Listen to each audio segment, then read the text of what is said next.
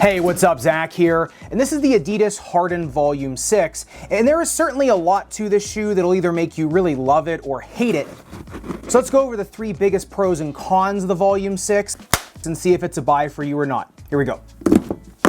Now, the first biggest pro and con of the Volume 6 is its weight and balance. Now, the Volume 6 is not a featherweight shoe by any means. However, it's really where that weight is in the shoe that makes the biggest difference. Now, when you put on the Volume 6, it does feel very light in the forefoot, and it is an entire bed of Boost foam, which is really nice because it's a very plush feeling underfoot and very forgiving under your foot.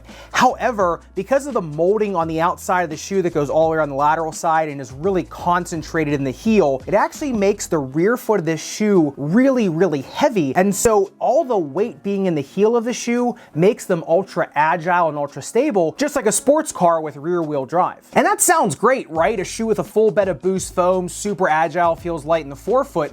The only problem with that is because there really isn't a lot of weight in the forefoot of the shoe, and it is Boost foam, which doesn't give you a ton of push-off force, and the shank isn't that long. I mean, it only goes right here in the very mid part of the shoe. Now, it is molded. It does have a pretty high arch to the shank. However, it only goes right here in the midfoot. Typically, a shank that's going to give you a lot of cantilevering and a lot of springboard effect is a little bit longer and higher, right? It's going to be right under the strobo board. This one's a bottom-loaded shank, pretty flexible and not very long. So in the forefoot, when it's just Boost, you're just not going to get a ton of push-off force. And if you look at the jump height test, only 31 centimeters on that jump height test, which compared to a lot of other basketball shoes in the Harden 6's weight class, it just doesn't really compare. And the next biggest pro and con of the Hardens is the Outsole Tread. Now, I know it looks like just a continuous bed of herringbone. However, it is a little more detailed than that. On the inside or medial side of the shoe, it is a little bit wider of a trough in these herringbones. The channels are a little bit wider, whereas on the outside or lateral side of the forefoot, those herringbone channels get much more narrow. So you're getting a lot more surface area contact on the outside forefoot,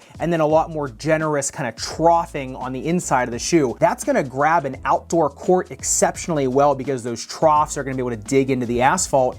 And on the forefoot here, the more continuous pattern or the more narrow pattern is going to dig into more of a natural surface or more of a hardwood court. And what I find really interesting about just Adidas's rubber in general is if you look at the durometer readings on the rubber, it comes in at 11.3, which is almost a full point higher than even Nike XDR rubber, which came in at 10.5 on the Kyrie Infinities. So, you know, Adidas does make a pretty hard rubber compound, and what that means is it's not going to grip hardwood as well initially. You are going to get some slippage. However, on an outdoor court, they will pretty much grip anything, even a completely soaking wet court. If you look at my suicide test, I came in at 14.90 seconds, and that was right after a snowstorm. It got warm and melted, and I still did it on that court just because I wanted to see what these shoes could do, and I found that I really had no limitations on turns. Now, that sounds great, right? However, when I was playing on the outdoor basketball court, typically I'm looking for a basketball shoe to just give me a little bit of give when I'm kind of diving after a ball or I'm trying to toe drag or slide. Whereas these, when they stop, they just stop. And like I said, that court was actually even just a little bit damp in places. It was almost dry by the time I actually went to play basketball. However, you know, if you're looking for a shoe to give a little bit, these shoes are going to stop, and I almost kind of rolled over myself a few times.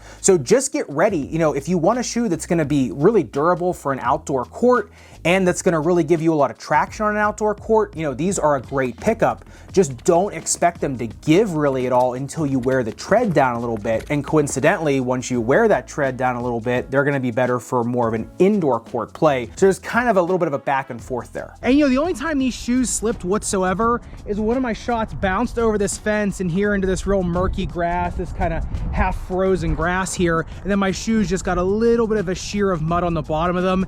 And then even then, if I actually really put my body weight down, they would still grab. And as soon as I kind of kicked off the mud of them, they went back to kind of gripping and grabbing as well as they were before that happened. And just backing up those durometer readings on the outsole durability test with the Dremel 10 seconds highest grit sandpaper, but really not even a millimeter of damage on a 3.5 millimeter tread depth on herringbone. So like I said, these shoes are going to be terrific for outdoor durability. Just remember, they're going to grab that court pretty tight. And just like every other performance shoe, probably the biggest dividing line on these is their fit. And honestly, these even fit a little bit bit differently than a lot of other Adidas basketball shoes. Now, I would say they will fit a narrow and medium foot. I probably would even go down a half size on a narrow or medium foot. Unless you are 2E, I'd probably be going down that half size. I actually did order these in an 11 and they fit me just fine. And I'm a 2E on my left side and almost just a 2E on my right. And they fit great. Now, the one thing about these is because they are an entire bed of Boost foam, they are going to be great for heel pain, Achilles pain, any type of shock-inducing injury, any type of forefoot pain. Boost foam is incredibly accommodative. It's just when we talk about the playability of them a little bit later, you kind of get into the cons of that too. Now, the best part of the fit of the Harden 6, and frankly something Adidas is doing better than anybody else, is how they are locking your heel and ankle in the shoe. If you look right here, there's these memory foam pods here in the shoe. Now, these hit three very strategic areas. Number one, this one hits right into what's called Kager's triangle. That's that little fatty area in front of your Achilles tendon. The second one actually hits a little bit below that, right where the tendons kind of go underneath your ankle bone.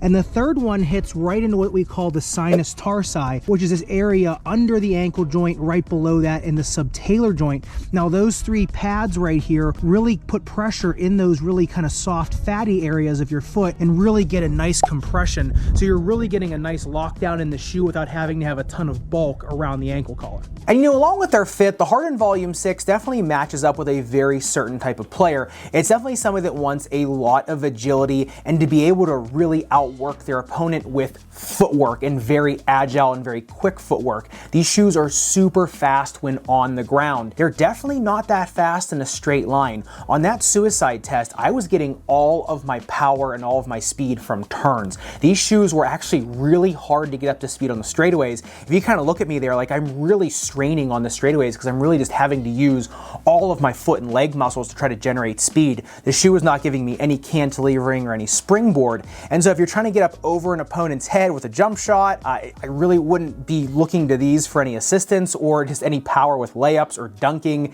These definitely aren't a shoe for that. They're definitely more of a shoe to kind of get your feet out of your own way and to kind of work as kind of like almost an ankle breaker shoe for your opponent. And I will also say, if you're looking for a shoe with really strong uppers, like a shoe that you can really kind of power through a crowd with, the uppers on these are a little bit softer. That's kind of why I said that you can go down a half size with a lot of different widths, because the uppers are just so soft and malleable. I mean, even if you look at the upper durability test, the Dremel 10 seconds highest grit sandpaper, the Dremel bit right through the durability wrap, as well as obviously that layer of upper material, the very top layer. However, on the same token, the uppers are very secure, especially in the rear foot, like I talked about, because those lace eyelets are integrated along the lace line. So you definitely get a really nice lockdown with the laces. Just like I said, don't expect these to be really stiff, supportive uppers. They are going to be a lot more malleable and flowing for a lot of flowing and agile footwork. But you know, in my opinion, as someone that reviews a lot of sneakers for a lot of different sports on this channel, this is one of the shoes here that can really cross sports pretty easily, especially from basketball to pickleball and to tennis,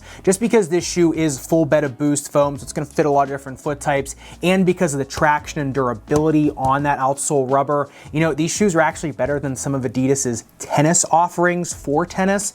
So if you are one of those people that like to wear shoes for multiple sports, this is one of the best out there, as long as you're not a toe dragger or slider. But of course, I'd love to hear your opinion on the Hardens. You know, they are a little bit of an out-of-the-box looking shoe. I do think they look pretty slick, but I'd love to know if they're a pickup for you. Let me know in the comments down below. And along with the similarities of the Harden's outsole tread to the more EP version of the Kyrie Infinity, you know, the rest of the shoe does have a lot of similar performance characteristics to the new Kyrie Infinity. So if you want to see the performance review and teardown of that shoe, make sure you click into this video up above and subscribe down below. Respect your rubber and foam. I'll see you in the next video.